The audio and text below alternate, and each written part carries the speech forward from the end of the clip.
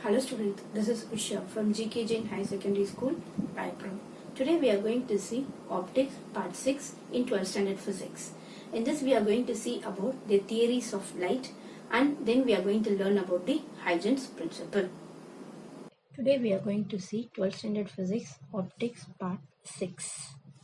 In this we are going to start with theories of light. There are 4 theories given. One is corpuscular theory, another one is wave theory, electromagnetic wave theory, and quantum theory. Let me start with the first one, corpuscular theory. Sir Isaac Newton gave the corpuscular theory of light to explain the law of reflection and refraction. According to this theory, light is emitted as tiny, massless, that is negligibly small mass, and perfectly elastic particle called corpuscles. As the corpuscles are very small, the source of light does not suffer any applicable loss of mass even if it emits light for a long time. On account of its high speed, they are unaffected by the force of gravity and their path is a straight line in a medium of uniform refractive index. Then we come for the energy. The energy of light is the kinetic energy of these corpuscles because they are moving. When these corpuscles impinge on the retina of the eye, the vision is produced. The different size of the corpuscles is the reason for different color of light. When the corpuscles approach the surface between two media, they are either attracted or repelled. The reflection of light is due to the repulsion of the corpuscles by the medium, and the reflection of light is due to the attraction of the corpuscles by the medium. This theory could not explain the reason why the speed of light is lesser in denser medium than in rarer medium, and also the phenomena like interference and diffraction. So these are the drawbacks. Then comes your wave theory. Christian Huygens proposed the wave theory to explain the propagation of light through a medium. Light is a disturbance from a source that travels as longitudinal mechanical waves through the ether medium that was presumed to pervade all space as mechanical wave required medium for its propagation. The wave theory could successfully explain the phenomena of reflection, refraction, interference, and diffraction of light. The disadvantage of wave theory: this theory could not explain the propagation of light through vacuum. The phenomena of polarization could not be explained by this theory as it is the property of only transverse waves. Next we'll go into the electromagnetic wave theory. Maxwell proposed that light is an electromagnetic wave which is transverse in nature carrying electromagnetic energy. No medium is necessary for the propagation. All the phenomena of light could be successfully explained by this theory. The interaction phenomena of light with matter like photoelectric effect, Crompton effect could not be explained by this theory. This is a drawback of this electromagnetic wave theory. Next comes your quantum theory. Albert Einstein only and was able to explain the photoelectric effect in which light interact with matter as photon to eject the electrons. A photon is a discrete packet of energy. Each photon has an energy E of E is equal to h nu, where h is the Planck's constant and h value is given as 6.625 into 10 power minus 34 joules second, and mu is the frequency of electromagnetic wave. As light has both wave as well as particle nature, it is said to have dual nature. Thus, it includes that light propagate as a wave and interact with the matter as a particle. So, this is a very important theory which is nothing but our quantum theory. Next, we are going into the next topic which is wave optics. So, a wavefront is the locus of point which are in the same state or phase of vibration. So, the wavefront is always perpendicular to the direction of propagation of the wave. So, this can be explained with an example of wave propagation as the spreading of circular ripples on the surface of still water from a point at which a stone is dropped. So, what happened there? The molecules or particles of water are moving only up and down, which is a ripple passes out that part. All of these particles on the circular ripples are in the same phase of vibration as they are all in the same distance from the center. So this is called the wavefront. A wavefront is the locus of point which are in the same state or phase of vibration. So this is considered and this is shown in the diagram over here. So the shape of the wavefront observed at the point depend on the shape of the source and also the distance at which the source is located. A point source located at a finite distance gives spherical wavefront. An extended or line source at finite distance gives cylindrical wavefront. The plane wavefront are received from any source that is located at infinity. So this is shown in your diagram. All the three diagrams. First is the point source, second one is the line source, and third one is the source of infinity. So now the next topic is Huygens principle. According to Huygens principle, each point of the wavefront is the source of secondary wavelets emanating from these points, spreading out in all directions with the speed of the wave. They are called as secondary wavelets. The envelope to all these wavelets give the position and shape of the new wavefront at a later time. Huygens principle explains the propagation of the wavefront.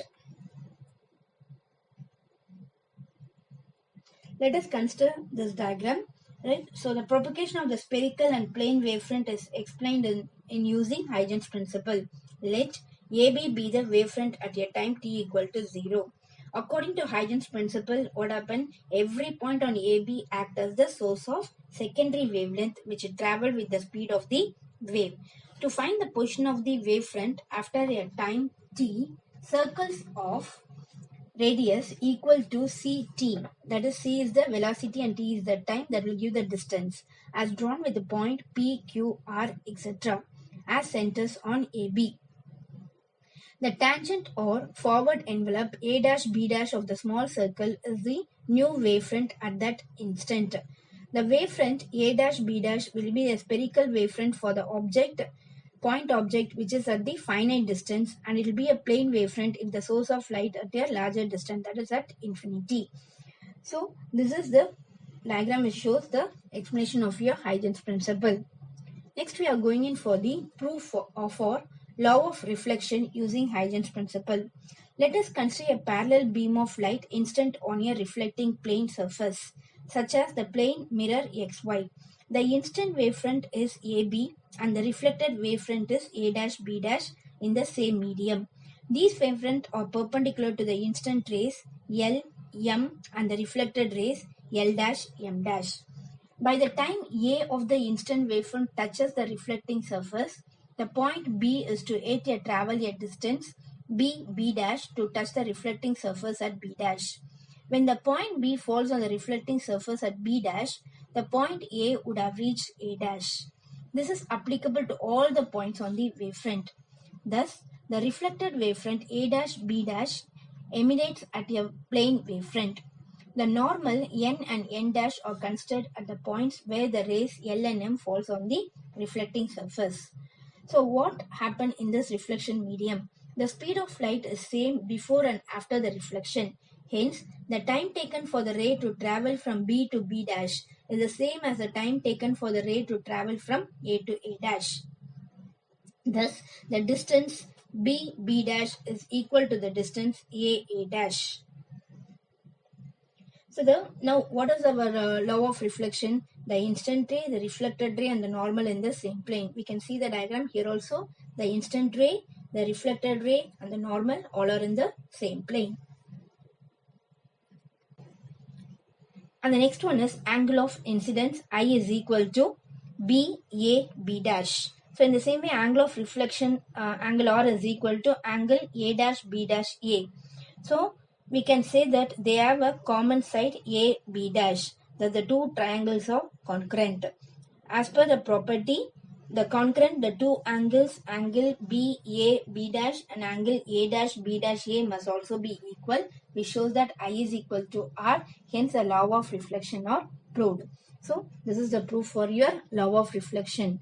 Okay, next we are going for the proof for law of refraction using Huygens principle.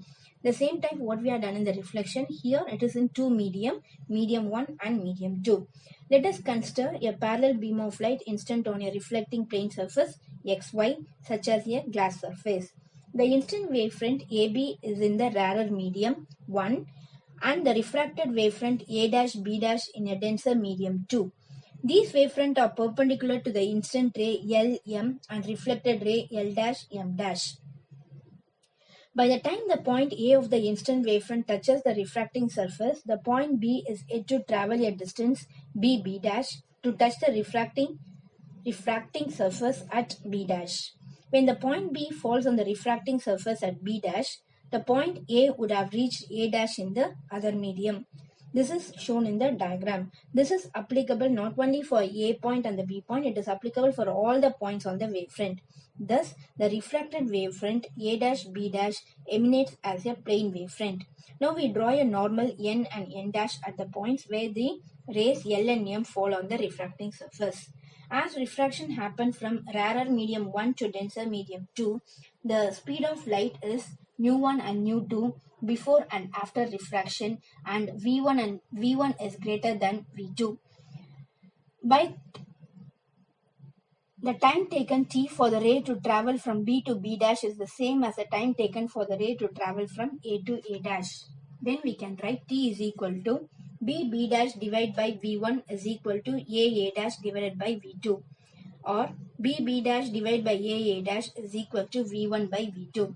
Now applying the same type, the law of refraction, the incident ray, the reflected ray and the normal are in the same plane. Then angle of incident when you calculate I is equal to angle NAL, which is equal to 90 degree minus angle NAB, which is equal to BAB dash. In the same way, angle of refraction R is equal to angle N dash B dash M dash, which is equal to 90 degree minus angle N dash B dash A dash, which is equal to A dash B dash A dash. So for the two right angle triangles, sin I divided by sin R is equal to B dash divided by B dash divided by A dash divided by AB dash, which is equal to V1 by V2, which is equal to C by V2 is equal divided by C by V1. C is the speed of light in vacuum.